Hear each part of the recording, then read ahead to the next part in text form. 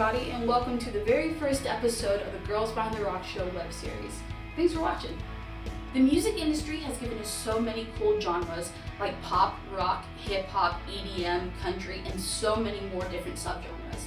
But what we all can agree on is that live music is the best thing the music industry has given us.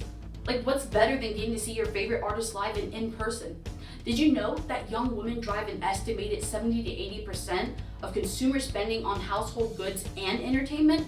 Pop artists like Justin Bieber, One Direction, Harry Styles, and Shawn Mendes have their non-men fan base to thank. Without them, the music industry wouldn't be what it is today. I sat down with a few fans to kind of get an insight on what the music industry is like from the perspective of a fan.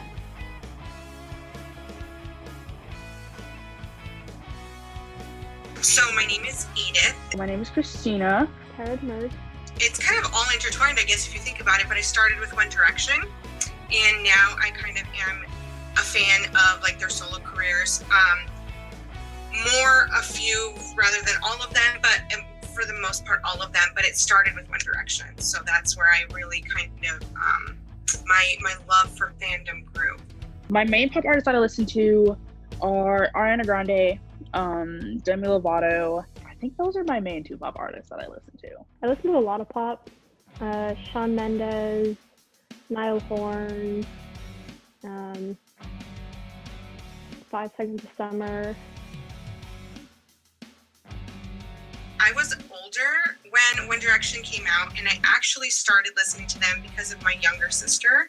And I guess it kind of started as this like weird, like bonding thing almost. I actually had already left my parents' house and I was in college when One Direction came out, and I knew how badly my sister wanted to go to this tour, and so I kind of made it my goal to show her how much fun music and concerts and shows could be, and give her that experience. So I took her out of school for like a week, and we basically just did like a run of 7 shows, and we went to all of them together, and it was so much fun. And then it became tradition, trying to just like save her and show her that like life could be much more than this like small town life that she was living, and I wanted to give her that experience. And so One Direction kind of just like bonded us together.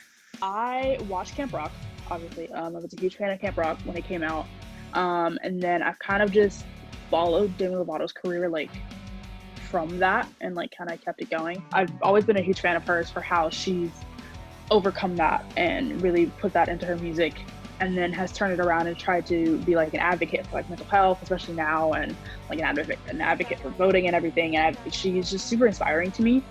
And then I guess similar with Ariana Grande, because I watched Victorious. I didn't watch Sam and Cat, but I watched Victorious, and like I fell in love with her voice the few episodes that they let her sing on there, and I've been a huge fan of hers ever since. I think her vocal range is like amazing. That's really what drew me to her, and like her skill level. Also, she's an amazing performer. I've seen her live twice. Awesome. I'd probably have to say I really like their music, and kind of like I know some of them obviously like have really deep meanings in their songs and stuff, which I really like. Like some of them probably help me like in dark times, and it just kind of like if I'm down and I listen to it, it just kind of makes me happier. To me, being a fangirl just means essentially supporting this artist or this group of artists in as many ways as you can. I don't think very many people talk about how kind of difficult the music industry can be. And so for me, it's super important to be able to show my kind of allegiance to this band that I love in any way that I can. And I think that the other thing that people don't realize is how special music is to some people. I know that for me, music has saved my life on many occasions. I always tell people I have different songs for different parts of my life. I just feel like it's so deeply connected into me. And so my way of thanking this artist or of thanking this musician is by supporting them in any way I can. I'm not a crazy fangirl. I don't wait outside of hotels or underneath cars or, out behind the venue or anything like that. But I show my support in every way I can. I buy music. I buy tickets to shows. And I do what I can to make sure that they know, whether they know it's me or not, that I am thankful for what they've given me. So I definitely feel like there's like different levels to it, because there's like, so like for Beyonce, there's like the Bayhive, and like there's people who just like are in the Bayhive and they like kind of casually listen, but they like know like her songs and like they could name off a couple like off the top of their head. And then there's like people who are like extreme, who like know everything about her and like buy all her clothing or like buy all her albums and all that stuff. Like anything that she touches, like they believe it's like gold. And like I'm like kind of up there. I definitely think there's like varying levels, because there's some people who think that like whoever they're fangirling over can like do no wrong. But I'm definitely one of the people who acknowledge that like they're human beings, but I'm still like a huge fan. Like they can make mistakes and like grow and learn from them, but they're still like amazing performers and like artists and that type of thing. I don't want to say like crazy girl, because I know like obviously there are some of that in different like fandoms and stuff, but I guess somebody just who kind of like supports a band or a group or even like a single person and is just kind of like there by their side, watching them grow and expand their music. I think my favorite moment would be the very first show that we went to. It was unlike anything I've ever experienced before. And like I said, because I was older, I was kind of surrounded by a bunch of younger girls. And so it was a kind of a different experience for me. But just looking at my sister and watching her have that experience was just incredible to me. And so it was something that I will always cherish. That memory is something that's like burned in my mind. And then, and not necessarily a good moment, but a moment that definitely sticks out was the show after Zayn left the band. My sister and I were actually at, and it was just one of the most palpably difficult places to be. I think at the time, you just felt this incredible amount of sad energy, and it was heartbreaking to be surrounded by all of these people who so badly were hurting at that time. And while, like I said, it wasn't a great memory, it was so nice to kind of see everybody coming together and being almost sad for each other.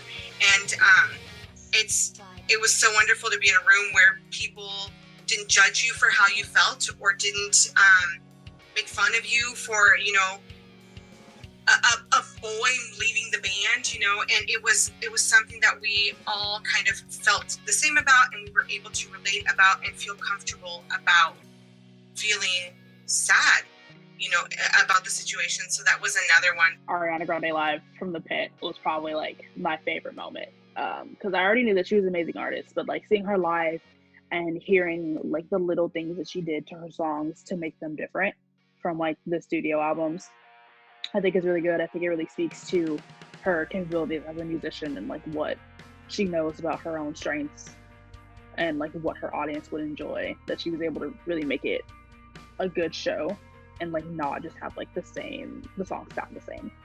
But it was also super good because like she's an amazing performer. She spoke to us, she would like get close. All her background dancers were super good. She let them shine in a couple songs as well, which was really nice. Introduced her band. She just really acknowledged like the people who were helping her put the show on, which I think is super important, because like an artist isn't just an artist by themselves, but they have a whole team. Also the show, she's great. Niall Horn probably went like solo, and he's like got all these singles and stuff, like very popular, and I've met a really great group of girls through all that, as well as like in my other groups I've become really close with a lot of people because of them, and just like many bands and stuff I've met, like a lot of close people that I still talk to for like years. I think that I look at this in a way as as my job, I'm a photographer, so I photograph shows. And so I can see it in the way of a fan where I'm like, okay, I think that for the most part, it's safe-ish. I think that as long as you surround yourself with a good group of people, it's a pretty safe situation. I do think that for most shows, especially as huge arena tours, there definitely needs to be more security, more people watching, just because it can get really, really crazy, especially if there's a pit. Pit shows are always super, super intense. And then just like job-wise, it's hard because I feel like as women, we are definitely seen as the weaker of the two genders. And it's super unnecessary. I know that I've been to a few shows where I haven't been given proper time because I'm a female. And it's always given to a male counterpart whose work might not be as good as mine, but he's a man and he gets the advantage for whatever reason. So I think there's a lot of things that within the industry, the touring industry, the music industry in general, that can be changed so that women are given the exact same treatment, as their male counterpart. It doesn't make any sense to me why there would be any difference whatsoever when everybody stands in the same kind of, we all paid the same ticket price. We all, got there the same way. So why are some people being treated better than others? So I feel like there's a lot that needs to be fixed. If there was someone that they could reach out to at a later date, or like a line they can call and be like, hey, this happened to me. I want to make sure it doesn't happen to anyone else. And they can like remain anonymous, or they can not remain anonymous. Like, they'd be totally 100% up to them. I think that it's okay for musicians and men in music to be open and be unafraid to be whoever they are without worrying about breaking hearts. You know what I mean? It's okay to not be the stereotypical pop star, I guess. Like, grow with us. We're growing. Come with us. Join us. Like, don't feel the need to,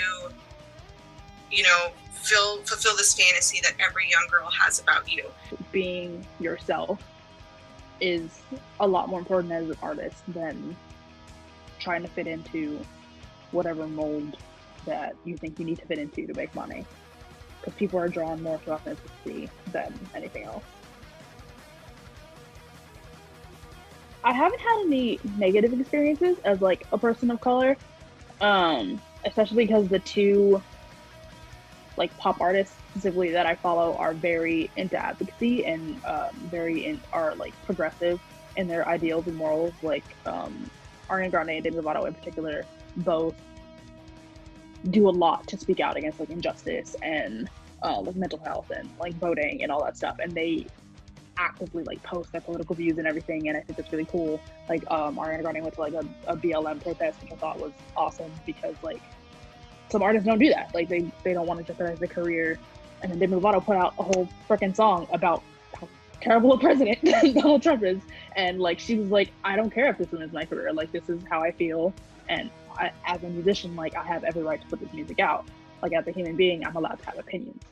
And I just think that having those people who are not people of color speak up for people of color is very nice to see, because it's not something that happened all the time. And I think it really speaks to like their character that they are willing to do that. And there you go. You heard it straight from the fans. From all of us here at Girls Behind the Rock Show, we thank you for watching the very first episode of the Girls Behind the Rock Show web series, and we'll catch you next time.